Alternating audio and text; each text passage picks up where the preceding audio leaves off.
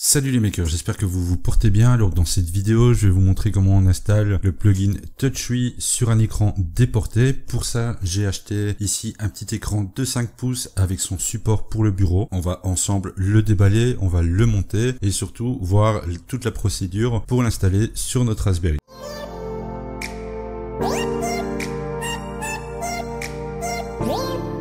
Alors, voyons voir ce qu'il y a dans la boîte. 5 pouces LCD display de chez Cuman. Bon, sinon au niveau de la boîte apparemment il n'y a rien, mais je regarde juste si elle n'est pas abîmée, c'est nickel, elle est parfaite. Donc le transport s'est bien passé. On va voir ce qu'il y a à l'intérieur. Protection de style polyester.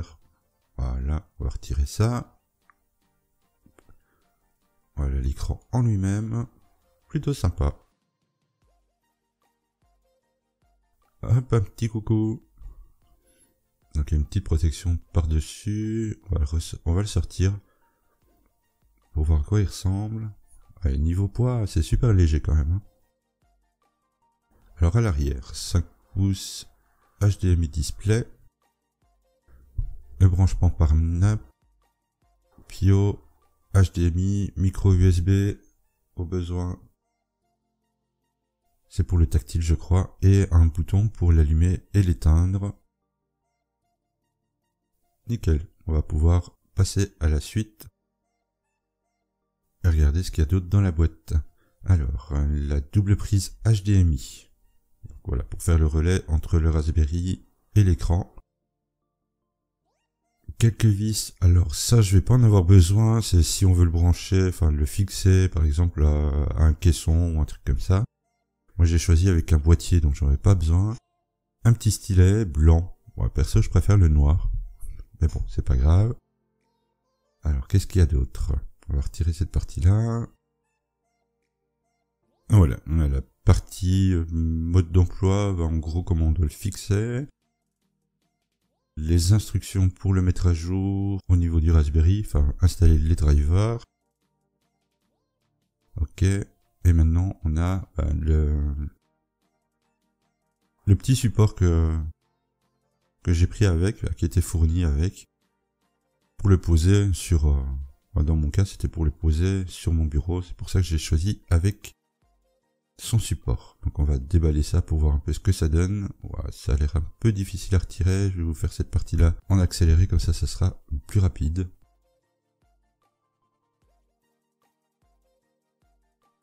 Voilà qui est fait.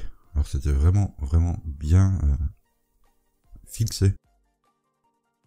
On voit que c'est des machines qui font ça. Donc voilà. Bon, il reste plus que la visserie à sortir. Voilà, plein de petites vis, plein de petits supports, plein de petits réhausseurs. Je vais pouvoir commencer le montage de tout ça et voir enfin ce que ça donne. Niveau du montage, on va pas s'éterniser dessus car il n'y a rien vraiment de particulier ni de difficulté particulière pour l'effectuer. Le seul petit bémol que je pourrais dire, c'est qu'il n'y a pas d'instruction de montage fournie avec. J'ai dû retourner sur la page de commande d'Amazon pour avoir une espèce de manuel d'instruction étape par étape pour le montage. Mais bon, dans l'ensemble, il n'y a vraiment rien de très difficile. Là où j'ai perdu le plus de temps, c'est pour l'installation des pieds, car les vis sont petites, l'écrou est petit, l'espace de passage est plutôt étroit. Donc voilà, avec mes grosses mains, j'ai eu un peu de mal à placer les vis des pieds. Mais en dehors de ça, ça s'est passé plus ou moins facilement et très rapidement. La dernière chose qu'il me reste à faire, c'est de voir si ce montage, je l'ai fait correctement et de le démarrer pour une première fois pour voir le résultat que ça donne au niveau de son affichage.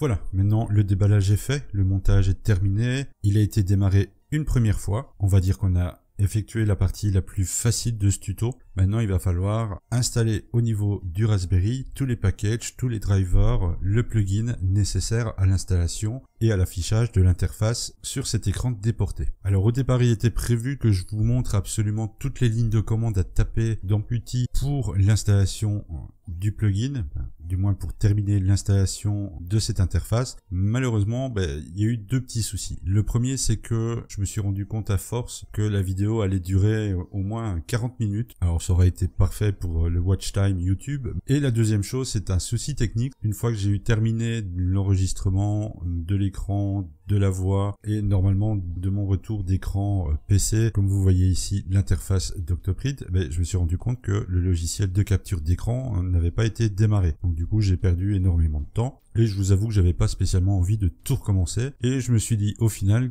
que ça allait certainement pas vous intéresser de regarder ça pendant 30 minutes pour installer l'écran et qu'au final j'allais quand même vous fournir un document pour l'installation de celui-ci pour vous permettre de gagner du temps en faisant simplement un copier-coller des commandes à taper dans le terminal pour le Raspberry. Donc on va simplement ici faire en gros un tour de ce document et de ce qu'il y a à faire. Bien entendu, ce document vous allez le retrouver dans la description, il est placé sur mon drive, donc vous pourrez y accéder très facilement. On va juste ici regarder au niveau de l'interface d'Octoprint ce qu'il y a à faire. Alors il va falloir installer tout bêtement le plugin. Vous venez ici dans Plugin Manager et vous allez chercher le plugin qui s'appelle TouchWiz, vous l'installez, vous relancez le serveur pour qu'il s'active et une fois que c'est fait, vous allez avoir ici au-dessus un petit icône qui va vous permettre d'y accéder facilement. Vous n'aurez pas spécialement l'utilité de celui-ci, je vais juste vous montrer à quoi doit ressembler l'interface que vous aurez par la suite sur votre écran. Vous pouvez tout à fait l'activer sur votre PC le temps que s'il charge et vous aurez ceci sur votre écran déporté.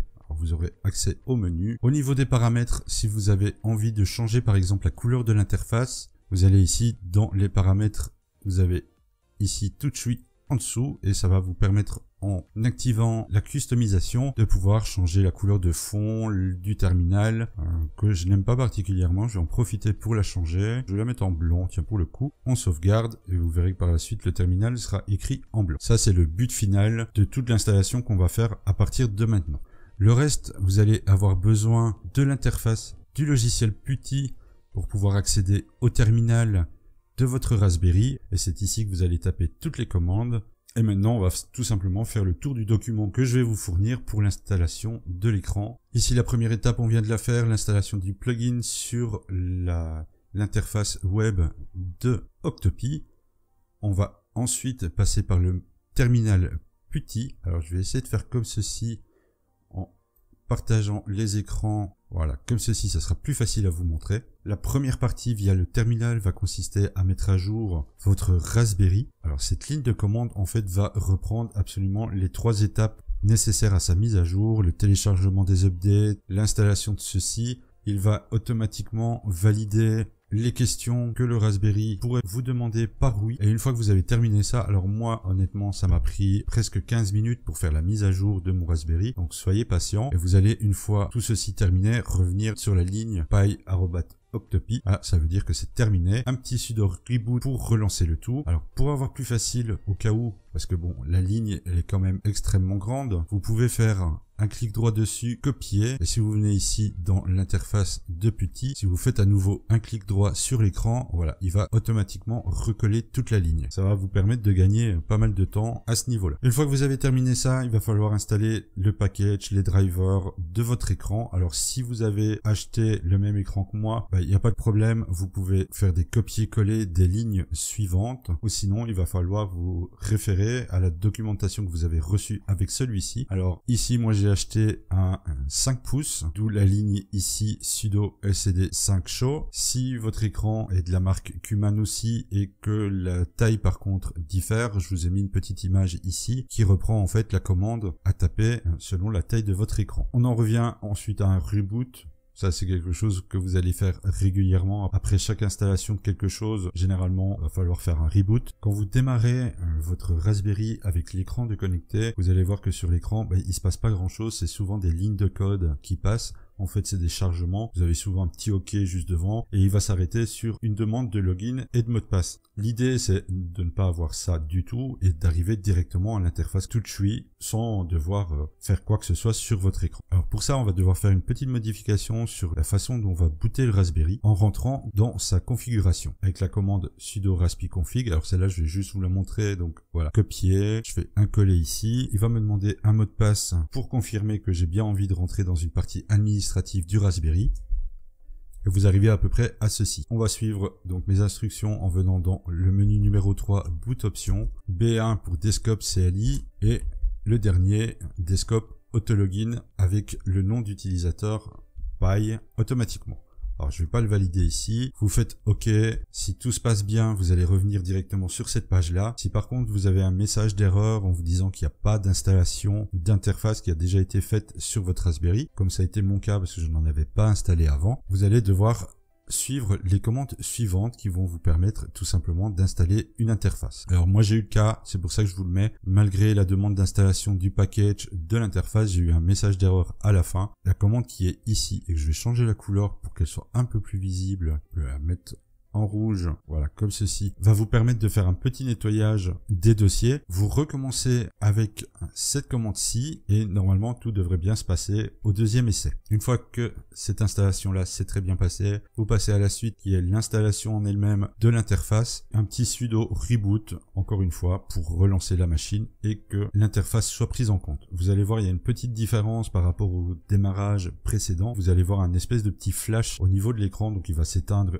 une demi-seconde, il va se rallumer. Là, ça veut dire que l'interface va s'activer en arrière-plan. Vous revenez ici dans le raspi config et là, en activant le desktop auto, il devrait plus y avoir de problème, plus de message d'erreur. Ça sera valable pour le sudo reboot suivant et vous allez arriver sur quelque chose qui pourrait ressembler à ceci. Du coup, une dernière étape, c'est de lancer l'interface de TouchWiz. Alors pour ça, vous allez copier la ligne qui se trouve ici et qui va aller télécharger le package de TouchWiz AutoStart, qui va en fait effectuer une modification et permettre à l'interface de se lancer toute seule au démarrage de votre Raspberry. Vous avez la ligne suivante qui va l'installer. Il va vous afficher un écran en vous demandant le login de votre compte Octopi.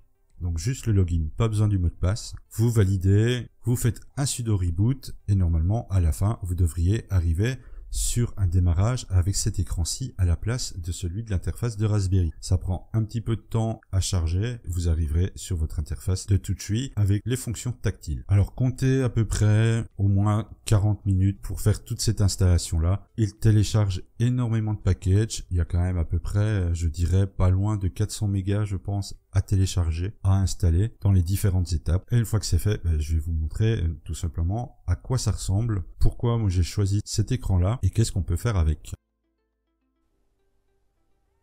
Voilà, le système est démarré, on va regarder un peu les possibilités qu'on a avec ce système. Alors, on va retrouver exactement les mêmes choses que l'on peut voir sur Octoprint, c'est-à-dire la gestion des fichiers. Avec le statut opérationnel, on va pouvoir aller chercher directement les fichiers qu'on veut aller imprimer, qu'on a uploadé via l'interface d'Octoprint. La partie température avec en dessous la possibilité de faire les modifications pour la température de la buse et du bed. On a la partie contrôle qui est comme ceci. Alors pour ça, je vais juste vous montrer que ça fonctionne en passant avec l'autre écran. Voilà, comme ceci, qu'il y a moyen de faire les commandes classiques comme un retour en home.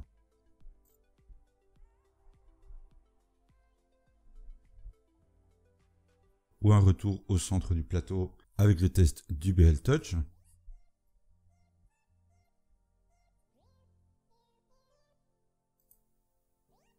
On peut aussi retrouver le terminal, y insérer des commandes via un clavier virtuel. Ici au-dessus, vous avez un petit menu qui s'affiche, vous permettant d'avoir accès à la connexion de votre imprimante, plus d'autres fonctions sur le réglage de la machine, la possibilité de redémarrer le système, et bien entendu, pour ceux qui possèdent un retour de caméra, vous avez la possibilité de surveiller votre imprimante, de voir ce qui se passe, ce qui était pour moi l'intérêt principal d'avoir acheté cet écran. Pour conclure, qu'est-ce que je pense de cet écran? Alors franchement, pour l'utilisation que moi je vais en faire, c'est juste parfait. Il est posé pour l'instant en dessous de mon écran principal de PC. Je peux garder un œil dessus sur ce qui se passe sur l'imprimante tout en faisant autre chose sur ma machine sans pour autant utiliser les ressources de celui-ci. Étant donné que j'ai pas un PC de compétition, dès que je laisse des fenêtres Chrome d'ouvertes par exemple, ben voilà, on sent directement avec un jeu par exemple qui est lancé que celui-ci va me poser un petit souci. Il va falloir faire des Alt-Tab pour passer d'un écran à l'autre en cas de problème. Tandis que là, ben voilà, j'ai juste sous les yeux l'écran avec l'impression qui est en cours. Niveau de la taille de l'écran, donc ici c'est un 5 pouces.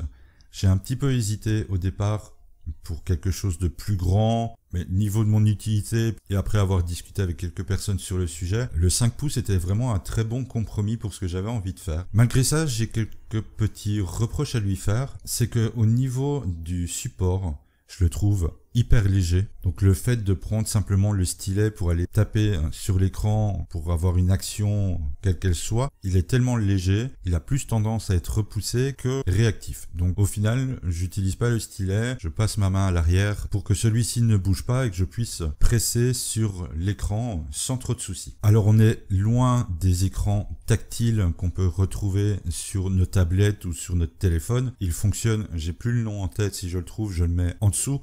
C'est un écran qui va réagir à la pression. Donc il faut quand même avoir une certaine pression sur l'écran pour que celui-ci réagisse. Ou du moins ça dépend les actions qu'on fait. Il y a une mise en veille automatique de l'écran qui se fait je crois au bout de 10 minutes. Le simple fait d'effleurer l'écran va le rallumer par contre. Au final peut-être que ça vient de l'interface TouchWiz qui est beaucoup moins réactive sur un écran déporté. J'ai regardé quelques vidéos et je remarque que le souci a l'air d'être récurrent chez tout le monde, quel que soit le type d'écran. L'interface d'Octoprint a tendance à être un petit peu lente à la réaction. Niveau montage, j'ai pas rencontré de problème particulier, en dehors du fait que voilà, avec des grosses mains, c'est pas toujours facile de placer de si petites vis avec les écrous à certains endroits. Au niveau de l'installation, que vous avez pu le voir, c'est extrêmement long. Enfin, je trouve que c'est en tout cas extrêmement long à faire. Ça m'a pris pas mal de temps. J'espère que le document que je vous ai fourni va vous aider à justement aller plus rapidement pour installer votre écran. Alors évidemment dans mon cas ça fait un petit peu gadget de l'avoir sur son bureau juste pour afficher le retour image de mon imprimante, mais pour ceux qui veulent intégrer ça à un caisson, c'est effectivement très pratique d'avoir ça par exemple en façade ou même à côté de votre machine pour la contrôler sans devoir passer par un portable ou rallumer votre PC pour avoir accès à la version web d'Octoprint. Donc voilà, c'est mon petit retour sur cet achat que j'ai fait. Alors je vais profiter de l'occasion pour vous remercier d'un petit quelque chose, parce que vous ne le savez certainement pas, à part certaines personnes, mais cet écran a été en partie acheté grâce à vous, grâce à vos achats que vous faites sur Amazon avec mes liens, avec les vidéos que vous regardez sur Utip. Quelque part, je dois vous dire merci parce que j'ai pu m'acheter ce cadeau d'anniversaire en partie grâce à vous. Et ouais, j'ai pris un an de plus il y a quelques temps et je me suis dit que j'allais me faire plaisir en m'achetant cet écran. Donc voilà, comme dans ma tête, il est clair que dans les vidéos de ce genre-là, ce sont des objets que je m'achète. S'il y a eu une participation extérieure, je tiens à chaque fois à vous le dire. La moitié de cet achat a été fait grâce à vos achats à vous. Alors je le fais pas souvent, mais comme j'ai quand même pas mal de projets que j'aimerais bien réaliser, j'ai rajouté en description mes liens d'affiliation sur Amazon, Ali, Gearbest. Si jamais vous avez envie de participer à l'évolution de la chaîne, ça vous coûte absolument rien. Et si vous soutenez personne lorsque vous faites vos achats, sachez que j'ai mis dans la description 3 liens d'affiliés que vous pouvez mettre par exemple en favori. Et à chaque fois que vous ferez vos achats, j'aurai du coup un petit retour pour moi et qui va me permettre de faire évoluer la chaîne et passer sur des projets un peu plus gros dans le futur. Si j'y parviens, j'espère que ça pourra aussi vous plaire de le découvrir. Donc voilà, je le demande pas souvent, j'oublie souvent de rappeler que vous avez cette possibilité-là si vous avez envie de m'aider. Mais voilà, c'est un petit rajout que j'ai fait dernièrement, évidemment sans aucune obligation. Du coup, j'espère que la vidéo vous a plu, n'hésitez pas à la partager et moi je vous dis à bientôt dans une prochaine vidéo.